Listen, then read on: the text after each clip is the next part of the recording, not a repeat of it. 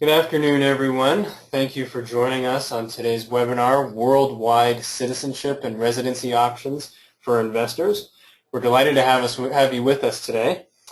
My name is Robert Blanco. I'm an associate at Wolfsdorf Rosenthal. I'm also part of the EB5 practice group, so I will be discussing the U.S. Permanent Residency Program. Unfortunately, Bernie Wolfsdorf fell ill today and lost his voice, so he was not able to moderate today's webinar, but I'll do my best to fill in for him. Luckily, I'm joined by our esteemed guest panelists from Henley & Partners, a leading Canadian firm that specializes in residence and citizenship planning around the world. So we're joined by John Green, who's a partner in the firm, who's out of the Vancouver office. And we also have Tolga Habali, also from the Vancouver office, who's their regional director. With that very brief introduction, I'd like to turn it over to them and take it away, guys. Thank you very much.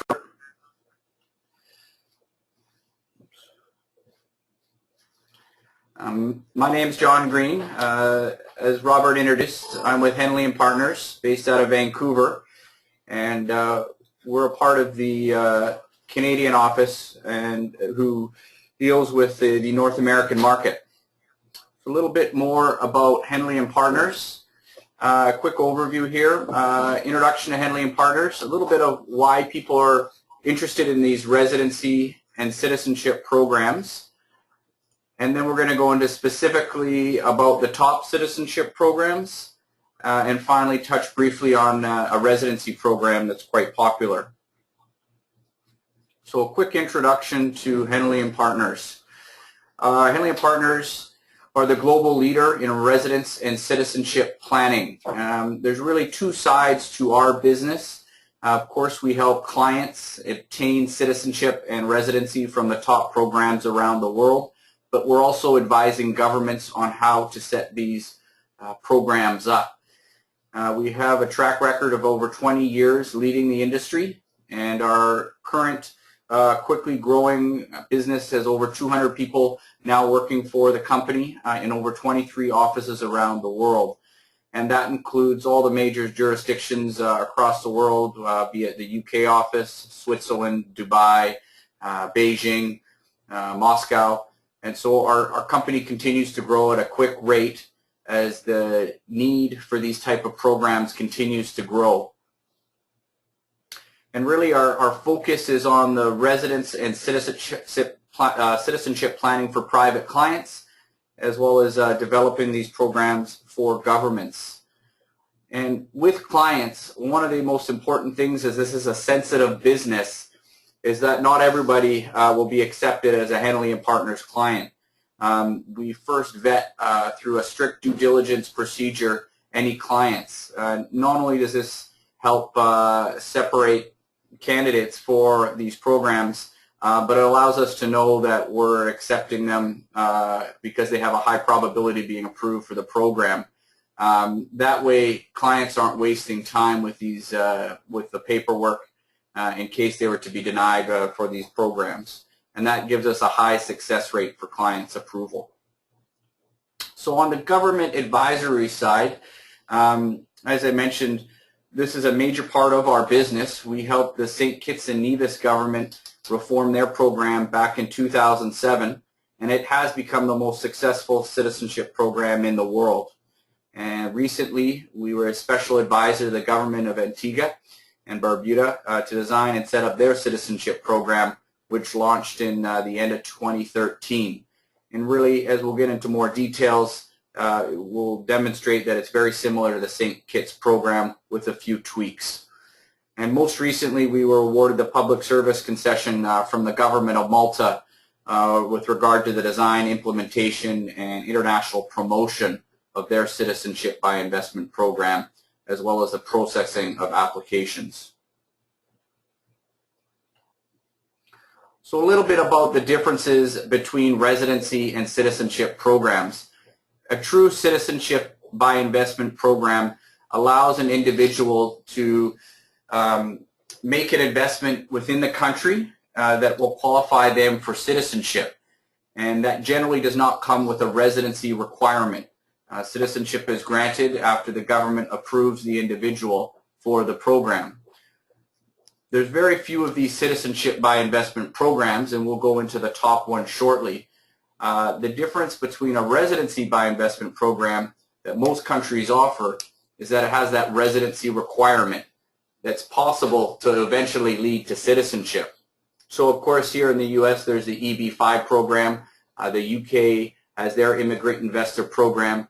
Most of the major countries in the world have a type of program where you invest a certain amount of money into the country and then you live there for 6 or 9 months out of the year, and you'll qualify you for residency of that country. And eventually that can lead to citizenship. So the residency programs do take longer to get to citizenship, whereas the citizenship by investment programs are quite quick. So why alternative residency or citizenship programs, and what are the main motivators for people looking into these type of programs and why they're interested in them? So these are some of the top reasons why people are relocating, and each individual is going to be different, of course, and really dependent on where in the world they're from. Many people are looking for a better quality of life, climate, personal security, cleaner environment, lower air pollution, and of course better offering of healthcare and transportation systems. Security is a major issue as well, so safe alternatives in times of political instability. Having more than one location to reside in gives you more privacy and investment in banking. And of course people are looking for a defined legal environment that makes sense and is easy to define. And we're seeing more and more of our U.S. clients really looking for that ultimate plan B. And so people's motivations are going to vary from jurisdiction to jurisdiction.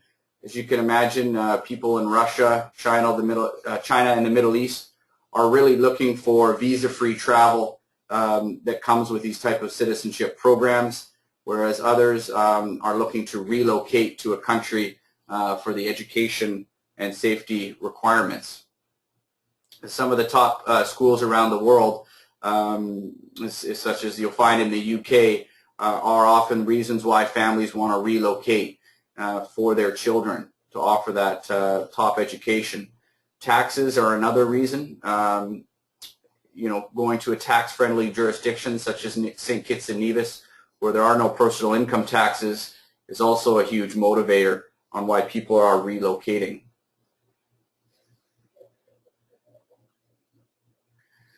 So then we're going to talk a little bit about citizenship by investment and what the term describes. It's the policies of countries in which foreign persons may gain citizenship through capital investments or significant capital contributions in the country. And several countries have programs in place to attract foreign investors in return for citizenship. And this really is a growing industry. 10 years ago, really, St. Kitts and Nevis was the only country offering this type of program. And now it has a lot more competition, as it really is a great way for the country to generate significant capital and increase the GDP of that country. And these are reasons now we'll go into why people are attracted to the citizenship by investment programs. As I previously mentioned, the visa waiver reason. Here in North America, whether you have an American or a Canadian passport, we can travel quite freely. So this isn't a main motivator. But if you're from Russia, China, the Middle East, every time you leave your country, you pretty much need a visa. So for international business people, that's a huge roadblock, as they can spend significant time, weeks or months, applying for these visas and waiting for their passport to be returned to them. So some of these programs, such as St. Kitts and Nevis, which affords visa-free travel to 130 countries, alleviates that concern. Another major motivator is the retirement, the option to retire in a safe country with a warm climate. The St. Kitts and Antigua programs offer that in the Caribbean. Small countries with wonderful climates, especially for people coming from either northern countries where it's quite cold, or countries in the Middle East where it's too warm. And really independence. Being able to travel or have the option to relocate possibly after political changes. There's a lot of unstable countries around the world right now with currency fluctuations, and people are looking for a safe alternative in case things continue to go the way they are, possibly with their currency continuing to lose value. They're looking as an alternative to be able to leave. And again, mobility, this is a big one. We do have some of our American clients who travel quite frequently in the Middle East and are uncomfortable traveling on their American passport. They feel it makes them more of a target. So having a passport from a small, peaceful, say, Caribbean country can alleviate some of those concerns and make it easier to travel and not feel so threatened in some of the more hostile countries around the world. And just continuing on reasons for some of these, protection against data abuse, identity theft, and cybercrime, tax planning.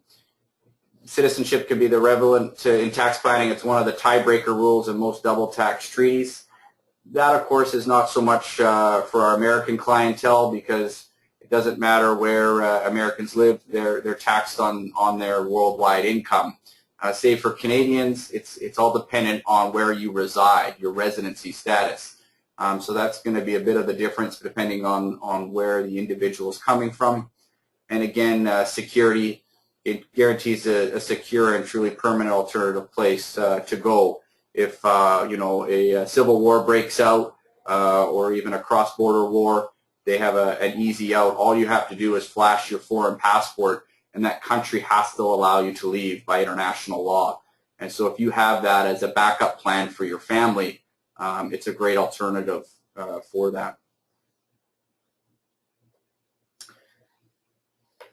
And now we're going to delve into a little bit about the citizenship programs around the world and talk about the top options and some of the lesser options we'll touch on briefly as well.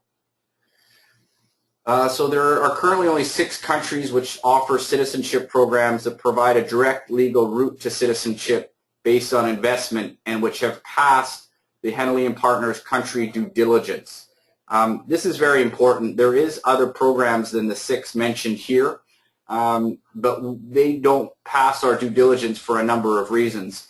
I can give a classic example. Belize used to have a program back in 2001, 2002, and they started issuing passports to people they should not have issued passports to.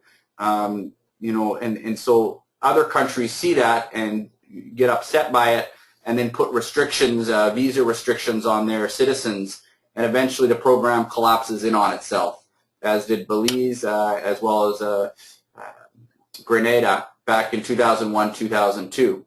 There has recently been a couple of other, one other Caribbean country, Grenada, has recently launched their program, but we're in the position that and feel that we want to wait to see how it's run and make sure they're not making the same mistakes they did 10, 12 years ago before we're comfortable recommending it to our clients.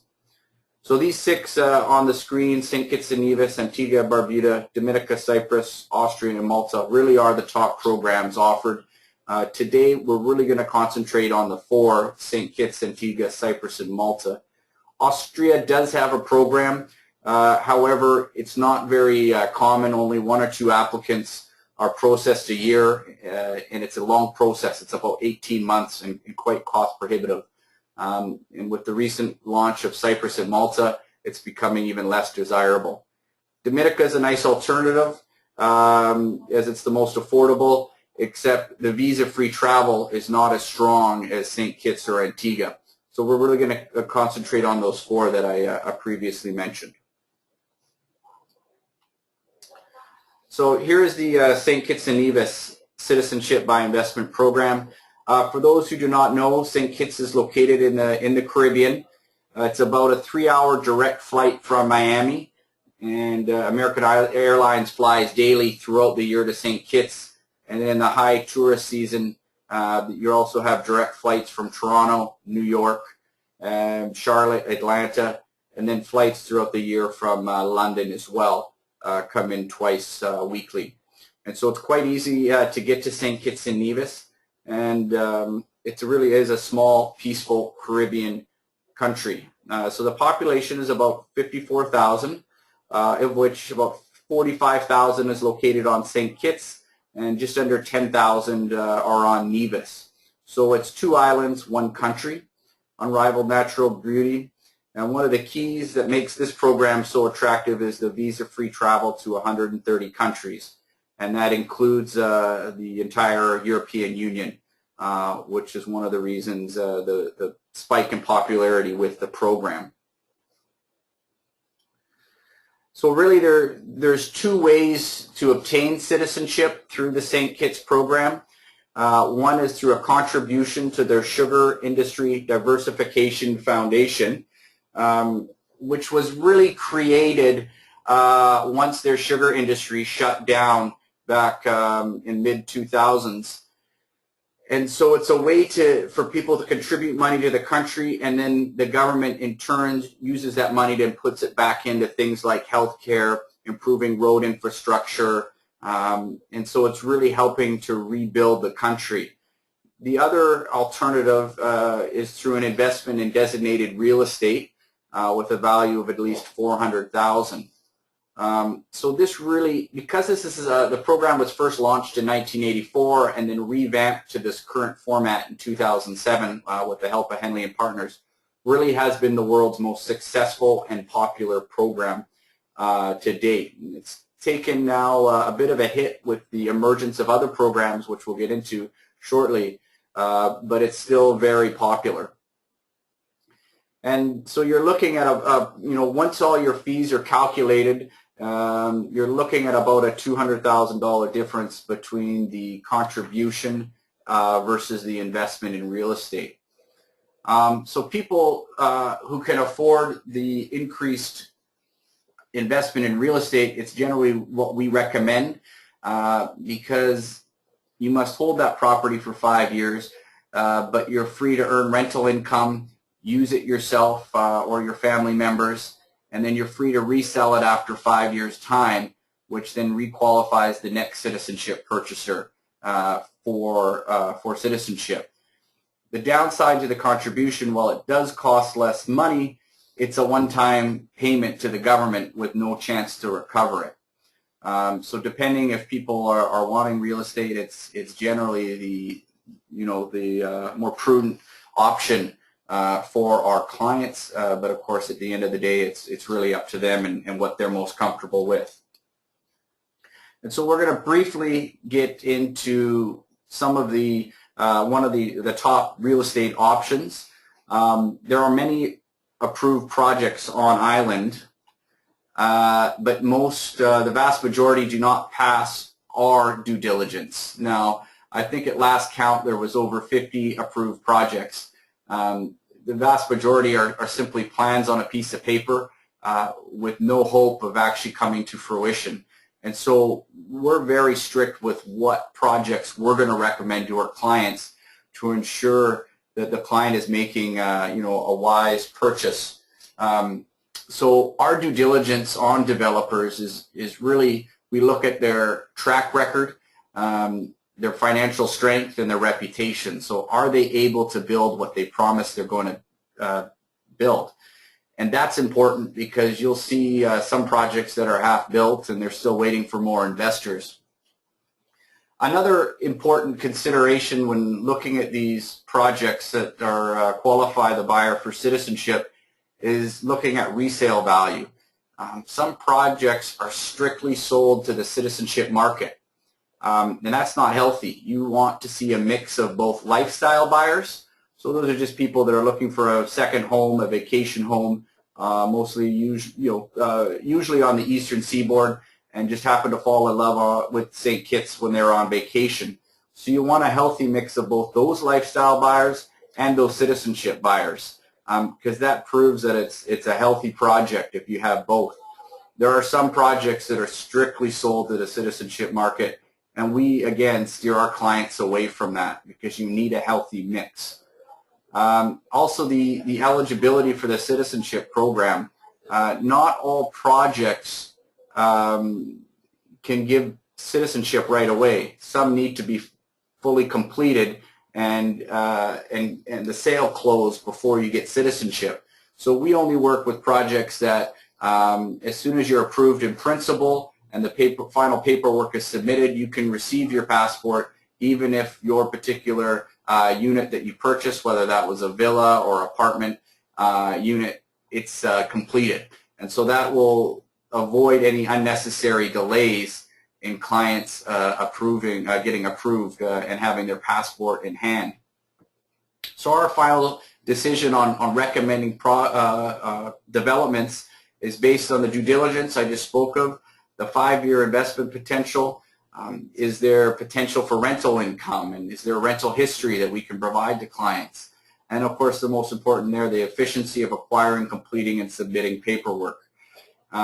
You know, we are working with the Caribbean here, and so sometimes you deal with projects that run on Caribbean time, which is just a slower pace of business than what we're used to in, say, North America. And so it's important we're working with projects that understand efficiency, timing, and get back to us in a timely manner. And so those are kind of the things that we look for when recommending a project. So just quickly, some of the non-financial benefits here. You know, it's great to have a location to hold an asset within a tax-friendly, stable country. The full residence, mailing address, and utility bills can be in the owner's name. And then, of course, in St. Kitts and Nevis, one of the main benefits is there's no personal income tax. And you can easily set up a Nevis corporation and make it tax exempt as well. And so it's many advantages from that point of view.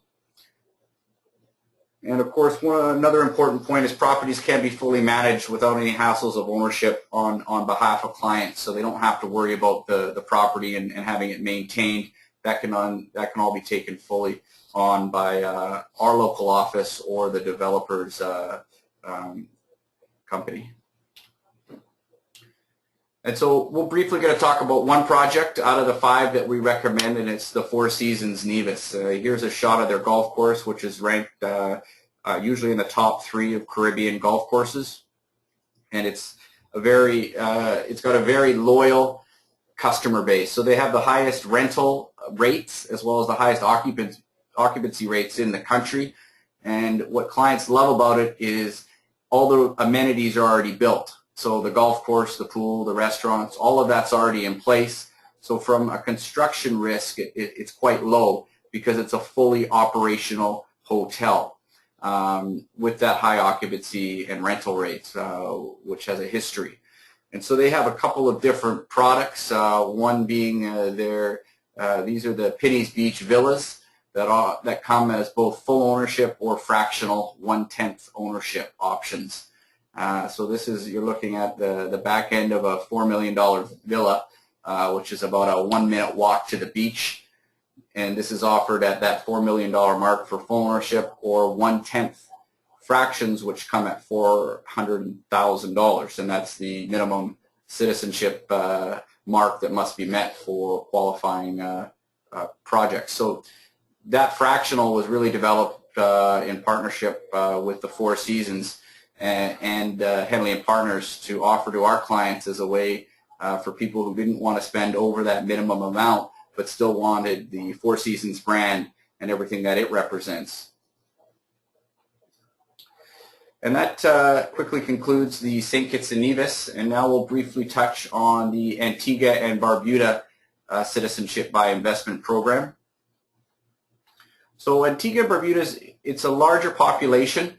It's about 80,000 people, and some of the most beautiful beaches in the world can be found in Antigua. They like to brag they have over 365 beaches, so one beach for every day of the year. Their visa-free travel is very similar to the St. Kitts program. It's 129 countries, including the EU. And tourism, of course, is just like St. Kitts. It's a major part of their GDP. And Antigua, as it's a larger population, you're going to see more hotel options, more restaurant options, and so people looking for a little bit more action, I would say it's Antigua and Barbuda is probably the way to go. And because this is a new program, which we helped them to design, we were stringent in putting in the proper due diligence procedures for the program to ensure that only the most highly qualified people were being accepted for citizenship. And those are in place. And you'll see very similar here. instead of the sugar industry, they call it the National Development Fund, which is around 250,000 US, or it's an investment in real estate worth at least 400,000. They also have a less popular investment into business known as a direct investment route. We're not going to touch on that because it's not very popular, but of course you can contact us for more information on that. The real estate options in Antigua and Barbuda, because it is a new program, you don't have as many options as you do in St. Kitts. The St. Kitts program has been around in its current form, as I mentioned, since 2007. So you have a lot of development because of the program. Antigua, as the program just launched last year, just over a year ago, you don't quite see as many projects yet, but there are a lot in the planning stages for the program, and so you see the real estate option become more popular over time, over the next couple of years, as people have more options in the future. Your government fees are going to be very similar to the St. Kitts program, and again, the difference is around 200,000 between the donation to the government and the investment in real estate. And this is one of the projects we recommend, Non-Such Bay. It's a fully operational hotel that's been in operation for about 3 years, and it's all amenities are already in place in its phase 1. And so they have pools, fully operational restaurants, and they also have a sailing school and own basically a private beach. It's no beaches in Antigua are private, but they're quite restricted how you get to them, so it's virtually a private beach. And they're currently in planning for phase 2, which will include even more amenities, and we're helping them design a product that's really around that $400,000 mark and targeted strictly to the citizenship market as well as lifestyle buyers. So here's just a quick overview comparing these two Caribbean countries. Processing time is going to be a little bit longer on St. Kitts and Nevis program because there's more backlog and more demand because it's a more well-established program. So from the time a client submits the application, we're looking at about a 6 to 9 month turnaround to get approval and get a passport in hand. Antigua and Barbuda, because it's brand new, it hasn't seen as much backlog, they're getting it done in as little as 3 to 4 months. And so for people looking for a faster program, Antigua is definitely the way to go. Now, the major difference here is the residency requirement. St. Kitts and Nevis doesn't have one. Clients actually never have to step foot on the island if they don't want to. We always recommend clients do, especially for the real estate, if they're interested in the real estate, because they gain a much better appreciation of the real estate market once they're on island and are able to tour the country. We, of course, have offices on both islands, so we can show clients around, as well as their lawyers and introducers throughout the country. Now, Antigua and Barbuda has a very small 5-day per year, or 5 days total, residency, which must be met within the first 5 years. So it's only 5 days out of 5 years, so quite easy to meet. There's no swearing or an oath of allegiance, as with some other programs such as Dominica. And then here, your visa-free travel is only off by one country. A major one for Antigua, though, they do have visa-free travel to Canada, which St. Kitts and Nevis currently does not. So two very similar programs. As you can see, Antigua is just the newer program, so it's a little bit quicker to obtain that citizenship than St. Kitts. So currently, when people are asking us what we recommend, we're going with the Antigua and Barbuda program as the better program currently. So that concludes our Caribbean portion of the citizenship program, and I'd like to now pass it over to my colleague to talk about some of the European options that we offer through Henley and Partners. Hello, this is Tolga. I'm with Henley and Partners Canada, based in Vancouver as well. I would like to talk about a couple of options in Europe, citizenship by investment options that have started after the popularity of these Caribbean countries' citizenship by investment programs. Malta Citizenship by Investment Program, or so-called Individual Investor Program, has launched last year. It has been already 1 year, and it gained the popularity among the investors from various countries, Russia, Middle East, China, United States, because it is the top end of these programs. The Malta, for those who don't know, the population is around under 500,000 people. It is in the Mediterranean, just south of Italy.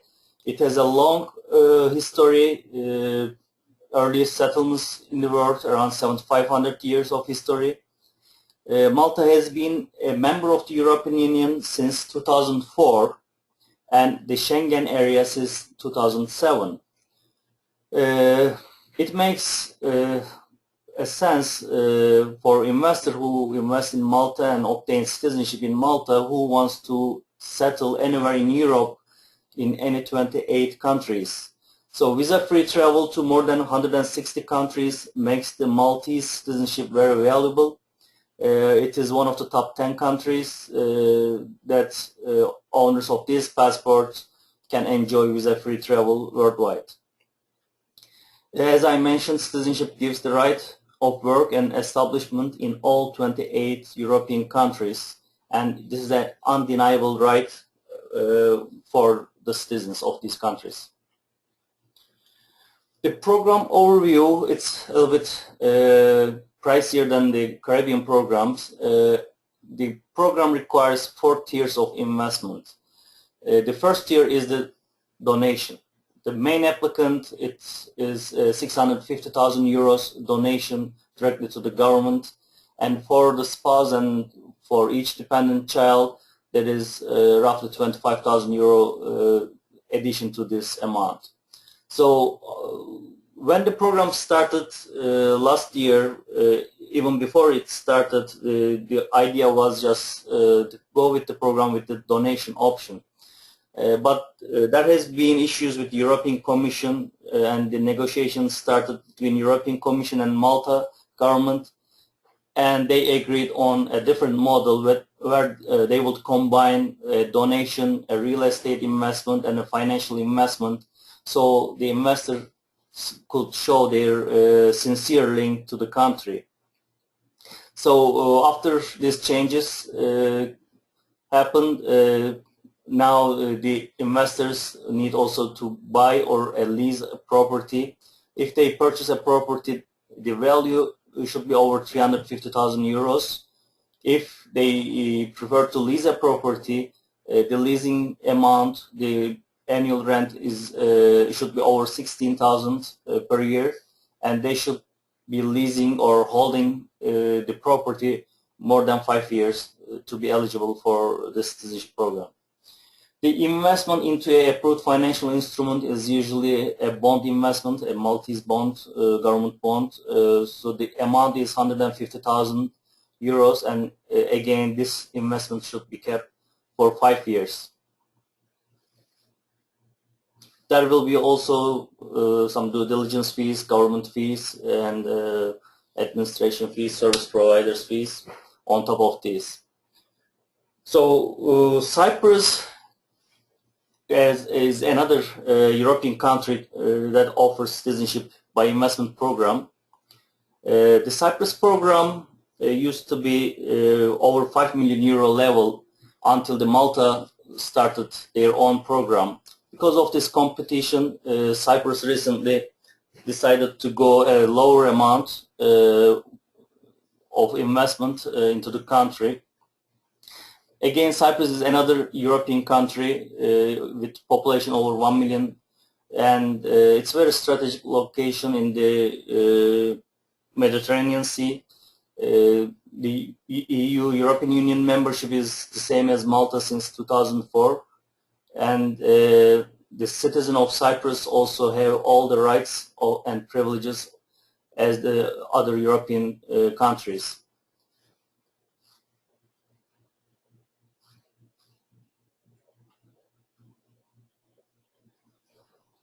More specific about the program requirements, when we look at that, an investment in a real estate worth at least 2.5 million euros in a single residential property or 3 million euros in a mixed property, which minimum 500,000 euros should be still on the residential property. So if the client wants a direct financial investment in terms of as a deposit, a bank deposit, or as a government bond, the minimum investment requirement is 5 million euros. So both the real estate and the financial investment, they should be maintained for 3 years. It is the condition on the citizenship. Another keynote here is with the reduced investments in the real estate. Now the Cyprus government wants the service providers to put 5 applications together and submit in a 5, so they could benefit the reduced investment amount. And our local office in Cyprus is proactively collecting 5 applications and regularly submitting 5 applications together. If a client wants to submit individual application, it is again over 5 million euro level. So we facilitate this very well in Cyprus and regularly submit 5 applications together.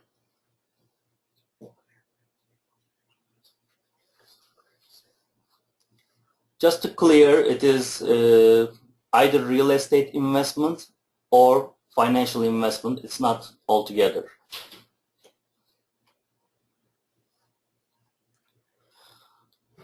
We need to a little bit discuss about the residency programs as well, considering that not all the clients are willing to have a citizenship, second citizenship, but rather they will enjoy a second residency options. And there are many residency programs available right now. When we look in Europe, the Belgium, Malta, Switzerland, UK, Portugal, Spain, Hungary, one of those residency programs for investors. Also Canada, US has their own immigrant investor programs, which serves more for residency purposes.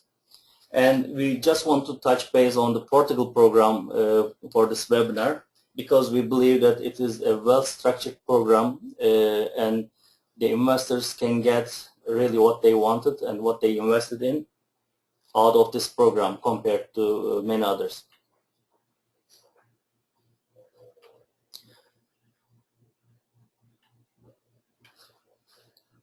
Portugal residency program the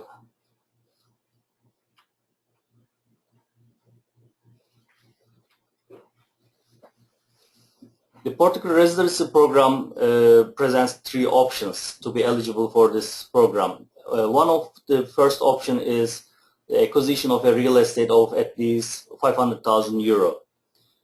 The second option for the clients is transferring of capital of at least 1 million euro. Again, it can be in any kind of bank deposit or financial instrument that should be maintained in a Portuguese financial institution during the term required for residency.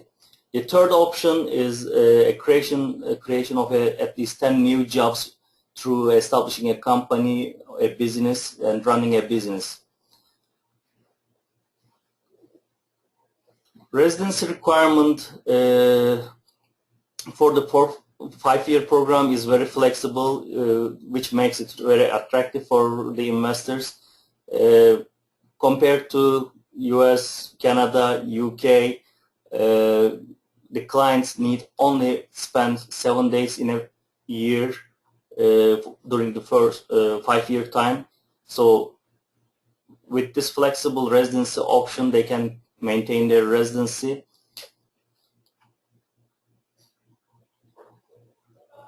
If they wish to spend more time in Portugal, of course it's also available. And after 6 years of effective residency, so-called effective residency, they may be eligible to apply for Portuguese citizenship. Having said that, the Portuguese citizenship also requires some certain level of Portuguese language, and strong ties to the country. So the clients with a long-term planning enjoy spending some time in Portugal as a residency program, but if they wish to obtain at the end a citizenship after this program, they may also consider to relocate and settle in Portugal, enjoy the free working, free travel within Europe, education for their children, and after the 6 years of residency, applying for citizenship.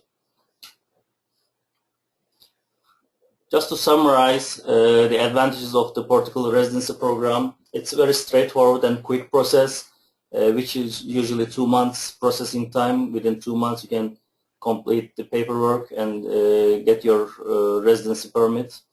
Free travel within the Schengen area, minimal physical presence requirement to secure renewal of residence permit, and for lifestyle investors, it's a great destination to spend time.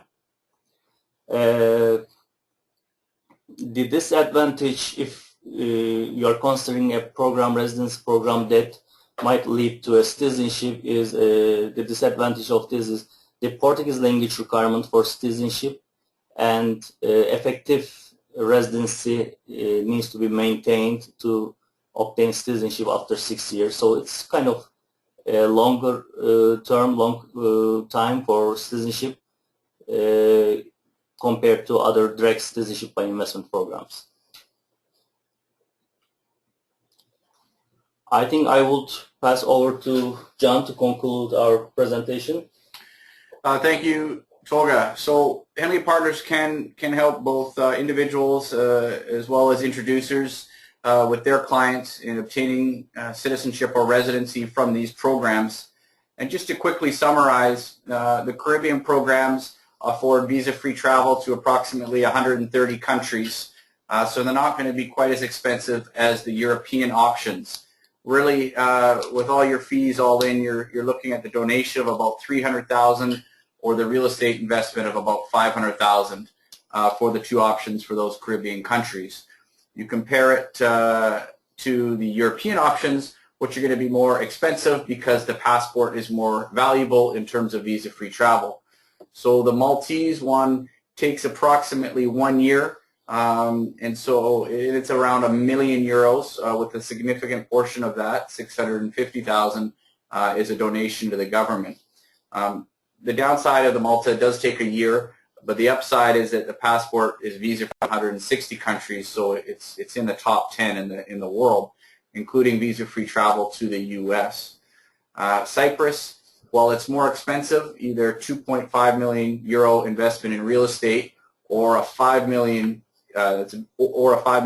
investment in a financial instrument, you can obtain citizenship in as little as 3 months.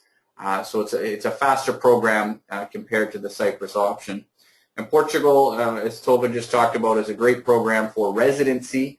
If people expect citizenship, they need to spend significantly more time than those 7 days per year. They really need to show close ties to the country. And I'll quickly end with this quick summary on second citizenship. It's a powerful tool for international tax planning. It gives extra privacy in banking and investment, and most importantly, perhaps citizenship and passport from a small, peaceful country can save your life when traveling and in times of political unrest, civil war, terrorism, and other delicate situations. And for good reason, many international business people and important persons who are active worldwide consider an alternative passport the best life insurance money can buy. And before I pass it on to Robert here, so thank you for listening, and our contact details will be up a little bit later if you do have any questions. And so now I'll pass it on here to Robert to talk a little bit more about the US EB-5 program. Perfect. Thanks, John. So yeah, I will discuss some of the basics of the US version of the permanent residency program, which for most of our regular listeners are familiar with the EB-5 program. And I'll just make a plug for our future webinars. If you're interested in the EB-5 program, I urge you to listen to some of our past and our upcoming webinars where we go more into the nuts and bolts of the EB-5 program and how to prepare such cases. But for today and today's purposes, I will kind of go over a broad overview of the program and try to compare it to some of the other options we just heard about. As I said earlier, we are, the part of Wolfsdorf Rosenthal. We have 2 offices, Santa Monica and New York, and we have specialized in all areas of immigration law, but particularly recently the EB-5 program. So why is the EB-5 program so popular? The EB-5 program was created back in 1990, and for many years it was not very popular. It was not used very much until maybe 5 years ago or so. But in that time, we've seen the program just grow exponentially. In fact, the fiscal year 2014 is the first year in the program's 24-year history where we have used up all 10,000 immigrant visas that are allotted each year.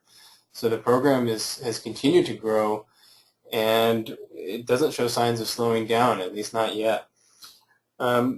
So who's filing all these petitions? Well, in the EB-5 case, they're mostly Chinese. In fact, 85% of all of the applications filed last year were from Chinese nationals. And the reasons that we see so much interest in the EB-5 program is a lot of the same reasons that John and Tolga discussed. It's a way for people to get their kids into good schools. It's a way to escape pollution, and it's a way to get just a more stable, great pace of life. Part of the draw to the EB-5 program, at least compared to some of the European options that we heard about, is that it's a good value compared to 5 million euros. Congress created the program in 1990 with the 500,000 investment amount and has not changed it. It remains to be seen whether they'll increase the amount in the future, but for right now it's still a decent bargain compared to many other programs out there. So what are some of the requirements that we have to prove to get a green card or permanent residence through the EB-5 program? First, the foreign national has to invest $1 million into a commercial enterprise. Now, if the business is located in a targeted employment area, which is an area of high unemployment, that investment amount can be $500,000. But the business that is being invested in must be located in that targeted employment area, and that's usually determined by the state. And a significant difference from some of the different programs that we just heard about is that it has to be in a commercial enterprise. It has to be in a business. It's not enough to merely purchase real estate. That won't qualify you for the EB-5 program. It has to be in a commercial enterprise. And part of the reason for that is the second requirement, that the investment must result in the creation of 10 full-time jobs for U.S. workers. So this is just as much a job creation program as it is an investment program. And so what that means is that we need to have a very detailed business plan for the company explaining how those jobs will be created, when they will be created, and why the company needs them. Now, the jobs don't have to be created all at once, but they do need to be created in about a 2 or 3 year time period. So it is a somewhat condensed period to create those jobs. Part of the immigration lawyer's job is to prove that the funds were obtained from a lawful source. Immigration is pretty strict on this. We need to show that the money came from some lawful source, be it business earnings or a sale of property or an inheritance or even borrowed funds, as long as the loan is secured by the investor's personal property. But this has to be documented very carefully. Immigration is very, very particular about where the funds originated from, and not only the source, but also the path of funds. So we have to show that the path of funds, to show that there's no gaps, to show that the funds that the source that we're using is actually the funds that were then invested into the commercial enterprise for the EB-5 program. So it does take a bit of documentation on the investor's part to prove all of those steps. We'll discuss this more in a few slides, but the EB-5 program consists of two different steps. One is the I-526 and the second is the I-829. And basically that's because the first step results in a conditional green card, which is good for 2 years.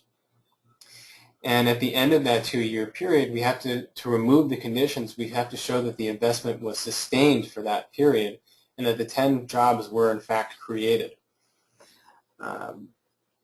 At that time, then we can apply for the second step and we can remove the conditions and the green card becomes permanent. Finally, the green card means that the investor intends to make the U.S. their permanent place or primary place of residence. It's not just somewhere that the investor can drop into for a couple of days over a 5-year period or so just to go on vacation. This differs significantly for a lot of the other programs that we just heard about. The investor needs to show that they have ties to the United States as a permanent resident. Otherwise, they can risk abandoning their permanent residence. So there are two different avenues that the investor can choose from when he makes his or her EB-5 investment. The first is the individual or the direct EB-5. This is where the investor is directly investing into a U.S. business or purchasing a business or starting their own business. In this case, we have to show that there are 10 full-time W-2 permanent employees who are on the payroll. And so we need to show W-2s, payroll reports, I-9s, etc. to document that these positions have been created. And so the investor has to go through and not only show that they've made the investment and proven their lawful source of funds, but also explain and document the entire business. So we need to show that the business has been created. We need to show that there's a bank account that has received the investment.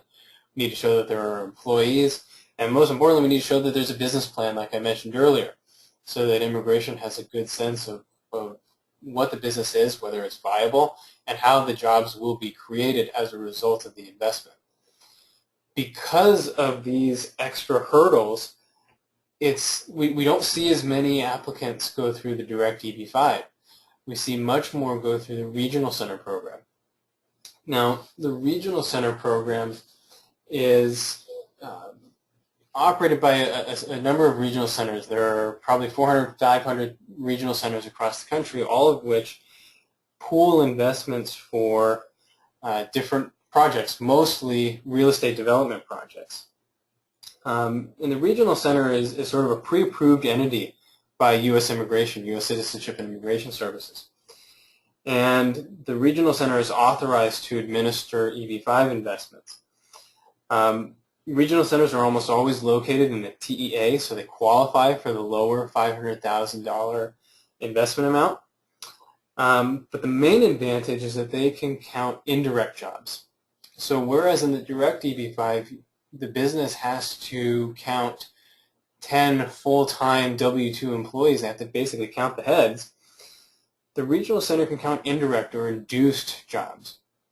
And the way they do that is through the use of economic reports, which take, in a number of different models, they'll take different inputs, and they basically prove that based on either construction cost or revenues or whatever the model is, that there's an induced job creation as a result of the economic stimulus as a result of the investment. And so this is especially helpful when we have really large projects where the Regional Center has pooled hundreds and hundreds of investors and we need to prove thousands of employees, jobs created. The indirect jobs make that a lot easier. the other thing to mention is that compared to the direct EB-5, the regional center is a much more passive investment because the regional center and the developer are really managing more of the day-to-day operations, whereas in the direct EB-5, it's usually the investor's business, and he or she has to really take care of everything for the business. But because the investor is less involved with the regional center projects, it's very, very important that the investor kicks the tires before choosing an investment project. They need to do their financial due diligence, speak with their financial advisor, and make sure that it's both a financial investment that they feel comfortable with, and on the immigration side, that it's a project that has a good chance of being successful and can therefore show that the job creation estimates have been met so that the investor can get their green card at the end of the 2-year period. Because a bad investment doesn't just mean losing money, but can also mean losing your green card. So, as I mentioned, the regional center is sort of the entity that coordinates everything. The regional center will go and they will get all of the project documents necessary for the investor's application. And so they will prepare the economist reports, they will prepare the business plan, they will prepare all of the legal documents for the investor to subscribe and to invest into, and all of that. So it takes a lot of the work out from the investor side. The regional center usually charges an administrative fee for part of that, usually in the amount of $50,000 on top of $500,000 investment. But they take care of everything usually, and all the investor needs to do is kind of do their due diligence and sign up.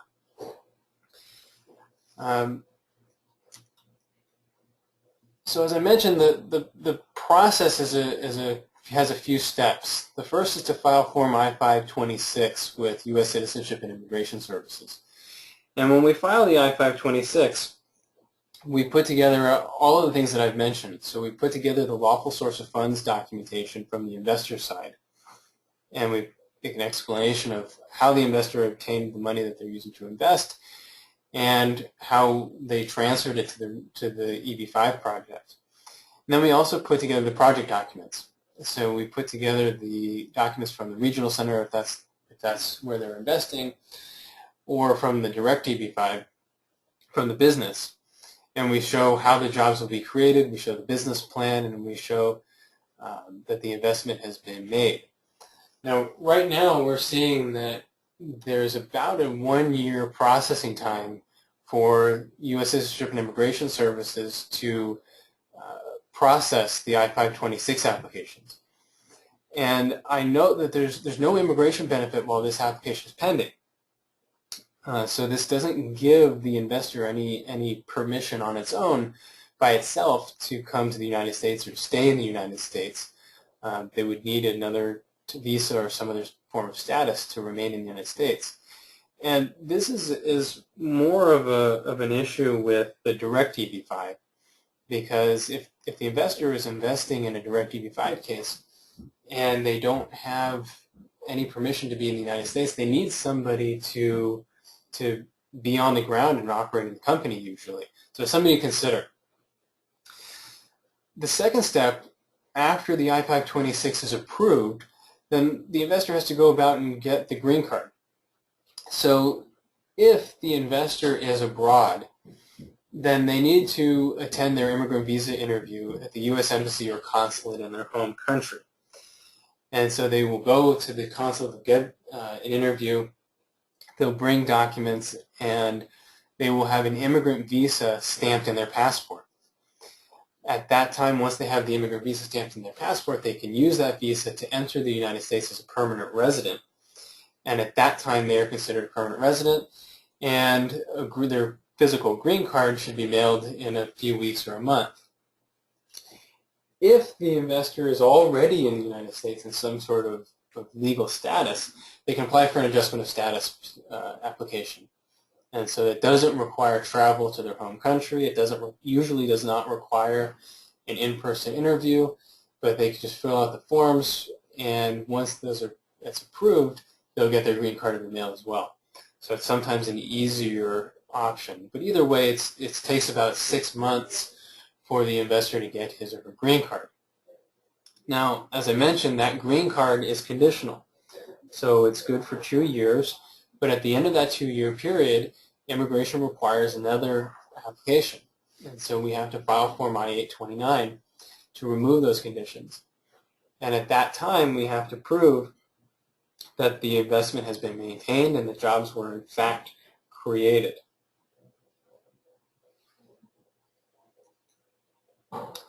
Now, for the citizenship aspect, there's no direct investment citizenship program like we heard about for some of the other countries. Citizenship requires, in most cases, requires the person to be a permanent resident person. If the investor receives their permanent residence through the EB-5 program, they're eligible to apply for naturalization after 5 years. They have to prove a few things. They have to prove that they've had physical presence in the United States for at least 30 months. So that's a lot more than the few days or few weeks that we heard about for some of the other programs. Because like I said, this is supposed to be the investor's primary residence in the United States.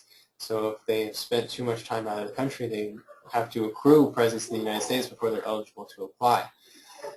They also have to prove that they pay taxes and child support if that's applicable while they're a permanent resident, which show they have good moral character. If they've had any type of serious crimes or criminal activity, then that can make them ineligible.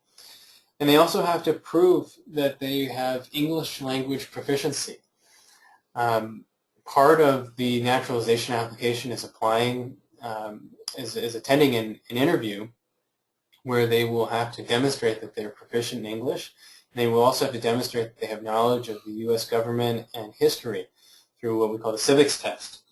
And so they will have to pass both of those in order to obtain their naturalization.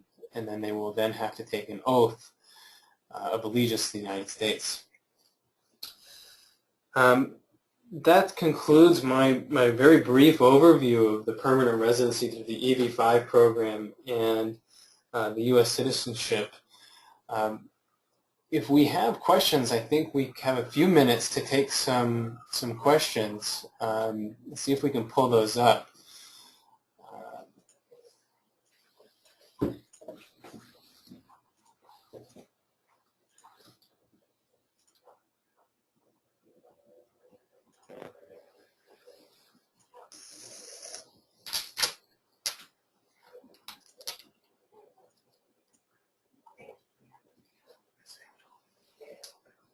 Okay, so our first question, permanent residency. They're asking, do you mean permanent residency and what do you mean by citizenship? I'm not clear what exactly that's referring to necessarily, but is there kind of a broad answer to that question? Sure. Citizenship is once you become a citizen of the country, so you have all the rights generally that's afforded to a citizen, especially if you're living in that country. So if you're living in St. Kitts and Nevis as a citizen, you have the right to work, live, raise your children there, use the education, the health facilities, and even vote. And of course, you get the passport. So you then you can travel freely on your St. Kitts passport and travel visa-free to those 130 countries we mentioned. As a permanent resident, you don't have a passport. You have the right to live in the country, but you don't have a passport that you can travel on. And so generally, people on a permanent residency will have citizenship for another country. But they're not living in that other country. They're perhaps residing in the U.S. under the EB-5 program. So those are kind of the major differences between the two. Great. And we have another question asking if the slides will be available. Yes, all of our webinars are available on our website, wolfsdorf.com. you can download both the slides and you can listen to the webinar as well. So those that'll be posted either later today or early tomorrow for anybody else who missed part of the webinar or wants to go back and listen to different parts of it. We just have another question. My follow-up. Yes, so the question is whether the EB-5 only offers permanent residence. Yes, that's correct. The EB-5 is a permanent residency program, so it gets the investor a green card. It does not give the investor citizenship. That has to be a separate application through the naturalization process, and they're not eligible to even apply for naturalization until 5 years have passed and they've met all the requirements that we discussed. So it's not a citizenship program, it's only a permanent residency program. And there's no ban on dual citizenship. There are certain countries that are less favorable on dual citizenship. The U.S. has no ban on dual citizenship. And to my knowledge, most countries are similar in that regard. Yeah, most countries do allow dual citizenship or even more than two citizenships, but some of the main countries that don't allow it would be India, China, Japan, and some European countries don't allow dual citizenship, but most around the world do, including both the U.S. and Canada. Okay. Well, I would like to, I think we should wrap it up. I'd like to thank John and Tolga for being here, for participating. It was a pleasure having you here today. I'd like to just offer them a chance to, if you have any closing remarks before we get to a little bit of housekeeping. Sure, yeah, if we could perhaps just put up our contact details, so if anyone does have any further questions, like this last one on the Australian Residency by Investment Program, which is quite a bit more expensive than the U.S. I think it's about 5 million Australian dollars, but we're happy to provide that more information if you'd like to contact us. And there are contact details both for myself and for Tolga. And for any other questions, yes, you're welcome to email any of us. Like I said, we'll have the webinar on our website, and you can get their information from that as well. One last bit of housekeeping. This webinar is approved for CLE credit by the State Bar of California. So if you're an attorney and you'd like to apply for CLE credit, please email verification code 5205. The verification code is 5205, along with this webinar title, your name, State Bar jurisdiction, and the State Bar number to webmaster@wolfsdorf.com. So webmaster, all one word, at wolfsdorf.com, and then we will send a certificate for you. So I'd like to thank everyone for attending. Thank you to all of our listeners for joining us today. We hope you have a great